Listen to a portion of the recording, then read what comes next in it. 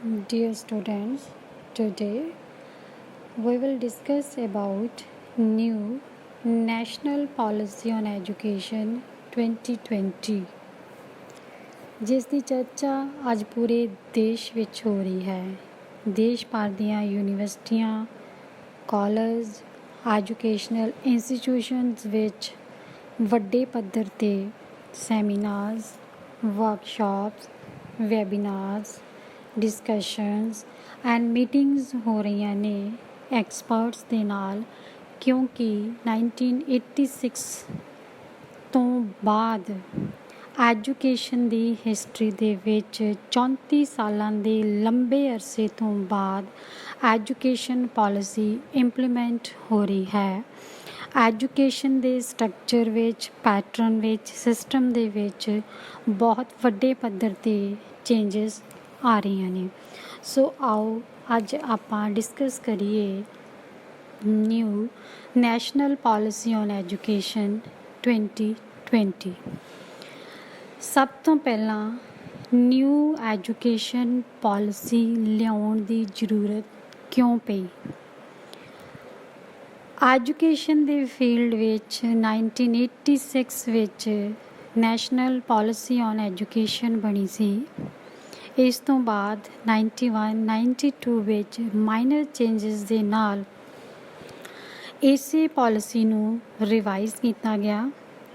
ਸੋ ਪਿਛਲੇ ਲੰਬੇ ਸਮੇਂ ਤੋਂ ਐਜੂਕੇਸ਼ਨ ਵਿੱਚ ਨਿਊ ਚੇਂਜਸ ਦੀ ਜ਼ਰੂਰਤ ਸੀ, ਸਮੇਂ ਦੀ ਮੰਗ ਸੀ। ਇਸ ਲਈ ਹੀ 2005 ਵਿੱਚ ਨੈਸ਼ਨਲ ਕੈਰੀਕੂਲਮ ਫਰੇਮਵਰਕ ਸਥਾਪਿਤ ਕੀਤਾ ਗਿਆ। ਸੈਂਟਰਲ ਕੈਬਨਿਟ ਨੇ ਬੁੱਧਵਾਰ ਨੂੰ new national policy on education 2020 ਨੂੰ ਮਨਜ਼ੂਰੀ ਦੇ ਦਿੱਤੀ ਹੈ। What is education policy?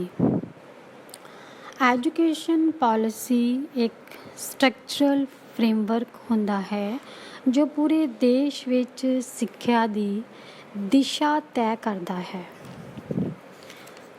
Members of drafting committee. 4 members of drafting committees of New National Policy on Education 2020. Number 1, Professor K. Kasturirangan, President, Drafting Committee. Number 2, Professor Kiran Davinder, Educational Expert of NCERT. Number 3, Professor Nazma Akhtar, Vice Chancellor of Jamia University, New Delhi. Number 4, Anil Sadgopal, Senior Educationalist. So discuss about NPE 2020. Ministry of Human Resource Development ਦੀ ਸਿਫਾਰਿਸ਼ ਦੇ ਬਾਅਦ MHRD ਦਾ ਨਾਮ ਬਦਲ ਕੇ ministry of education ਕਰ ਦਿੱਤਾ ਹੈ।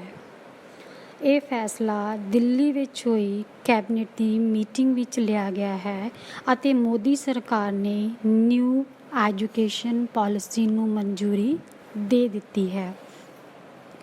New education policy ਨੂੰ ਮਨਜ਼ੂਰੀ ਮਿਲ ਜਾਣ ਤੋਂ ਬਾਅਦ ਪੂਰੇ ਹਾਇਰ ਐਜੂਕੇਸ਼ਨ ਦੇ ਫੀਲਡ ਦੇ ਲਈ ਇੱਕ ਹੀ ਰੈਗੂਲੈਰਿਟੀ ਬਾਡੀ ਹੋਵੇਗੀ। ਕੀ ਹੋਵੇਗਾ?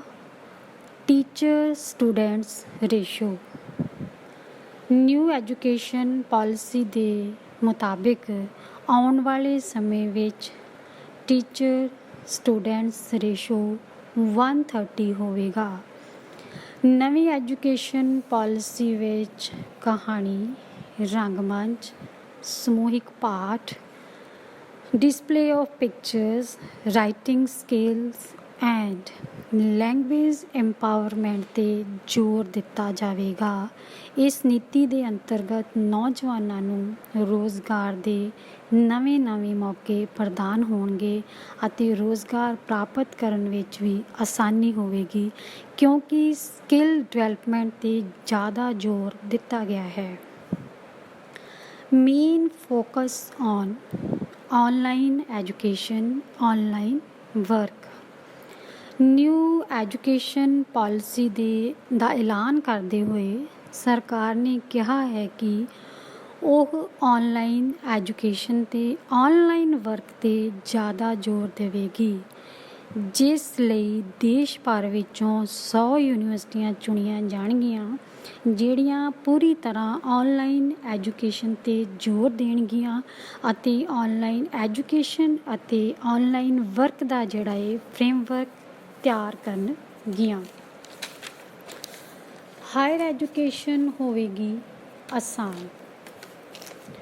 ਨਿਊ ਐਜੂਕੇਸ਼ਨ ਪਾਲਿਸੀ ਵਿੱਚ ਹਾਇਰ ਐਜੂਕੇਸ਼ਨ ਨੂੰ ਈਜ਼ੀ ਕਰ ਦਿੱਤਾ ਗਿਆ ਹੈ।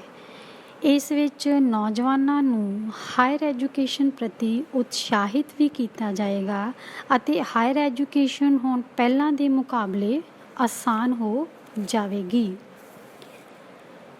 ਕੀ ਨਵਾਂ ਅਤੇ ਅਲੱਗ ਹੋਵੇਗਾ ਐਜੂਕੇਸ਼ਨ ਫੀਲਡ ਵਿੱਚ? ਨਿਊ ਐਜੂਕੇਸ਼ਨ ਪਾਲਿਸੀ ਦੇ ਤਹਿਤ ਟੈਕਨੀਕਲ ਇੰਸਟੀਟਿਊਸ਼ਨਸ ਵਿੱਚ ਵੀ ਆਰਟਸ ਅਤੇ ਹਿਊਮੈਨਿਟੀਜ਼ ਸਬਜੈਕਟ ਪੜ੍ਹਾਏ ਜਾਣਗੇ। ਕੈਬਨਿਟ ਨੇ HRD human research and development ministry ਦਾ ਨਾਮ ਬਦਲ ਕੇ ਮਿਨਿਸਟਰੀ ਆਫ ਐਜੂਕੇਸ਼ਨ ਦੀ ਮਨਜ਼ੂਰੀ ਦੇ ਦਿੱਤੀ ਹੈ। ਦੁਨੀਆ ਭਰ ਦੀਆਂ ਵੱਡੀਆਂ ਯੂਨੀਵਰਸਿਟੀਆਂ ਨੂੰ ਇੰਡੀਆ ਨੇ ਆਪਣਾ ਕੈਂਪਸ ਬਣਾਉਣ ਦੀ ਮਨਜ਼ੂਰੀ ਵੀ ਦੇ ਦਿੱਤੀ ਹੈ। IIT ਸਮੇਤ ਦੇਸ਼ ਭਰ ਦੇ ਸਭ ਟੈਕਨੀਕਲ ਇੰਸਟੀਟਿਊਸ਼ਨਸ ਨੂੰ ਹੋਲਿਸਟਿਕ ਅਪਰੋਚ ਨੂੰ ਅਪਣਾਉਣ ਦਾ ਸੱਦਾ ਦਿੱਤਾ ਹੈ। ਦੇਸ਼ ਭਰ ਦੇ ਇੰਸਟੀਟਿਊਸ਼ਨਸ ਵਿੱਚ ਐਡਮਿਸ਼ਨ ਦੇ ਲਈ ਇੱਕ ਹੀ ਕਾਮਨ ਐਂਟਰੈਂਸ ਟੈਸਟ ਕਰਵਾਉਣ ਦੀ ਗੱਲ ਵੀ ਕਹੀ ਗਈ ਹੈ।